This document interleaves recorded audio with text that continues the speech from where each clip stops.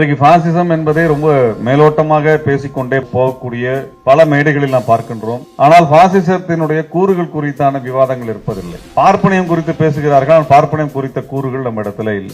அதை பற்றியான ஒரு ஆழமான சமகால அரசியல் புரிதல்கள் இல்லை. இந்திய துணைக்கண்டத்தினுடைய அதிகார வர்க்கம் அது பாசிசத்தோடு எப்படி ஒரு நீண்ட கால தொடர்பை வைத்திருக்கிறது, பார்ப்பனிய கட்டமைப்பாக அது எவ்வாறு உருவெடுத்து வளர்ந்து இன்றைக்கு ஒரு பெரிய அதிகாரமிக்க ஆக்கிரமிப்பு கொள்கை கொண்ட ஒரு கட்டமைப்பாக எழுந்து நிற்கிறது என்பதையெல்லாம் நாம் பேச வேண்டியிருக்கிறது. பாசிச எதிர்ப்பு குறித்து உடனடி தேவையை குறித்து இன்றைக்கு இந்தியாவிலே பேசக்கூடியவர்கள் இஸ்லாமியர்கள் தான். ஏனென்றால் அவர்கள் நேரடியான எதிரிகளாக பாசிசத்தால் கட்டமைக்கப்பட்ட மக்களாக இருக்கிறார். தலித்துகள் அப்படியான ஒரு நெருக்கடி எதிர்கொள்கிறார். தேசிய இன விடுதலையை பேசக்கூடியவர்கள் அப்படிப்பட்ட ஒரு நெருக்கடி எதிர்கொள்கிறார். பழங்குடிகள் அந்த நெருக்கடிகளை எதிர்கொள்கிறார். யாரெல்லாம் வெள்ளையர்களுக்கு எதிரான போராட்டத்தை கட்டமைத்து அந்த போராட்டத்தில் ஒரு மிகப்பெரிய பங்களிப்பை செய்தார்களோ அவர்களெல்லாம் இன்றைக்கு பாசிசத்தால் எதிரிகளாக ஆக்கப்பட்டிருக்கிறார். பாசிசத்தினால் அவர்கள் கொல்லப்படுகிறார்கள், பாசிசத்தினால் அவர்கள் வேட்டையாடப்படுகிறார்கள். ஆக இந்த தேசம் உருவாவதற்கான அடிப்படை இந்தியா என்பதே ஒரு கூட்டமைப்பாக அல்லது ஒரு துணைக்கண்டமாகத்தான் நம்மால் பார்க்க முடியுமே உள்ள அதற்கென்று ஒரு பெரிய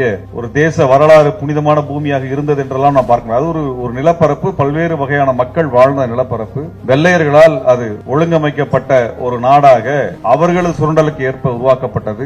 அந்த கட்டமைப்பை தனக்கு வசதியானதாக பார்ப்பனியம் மாற்றிக்கொண்டது.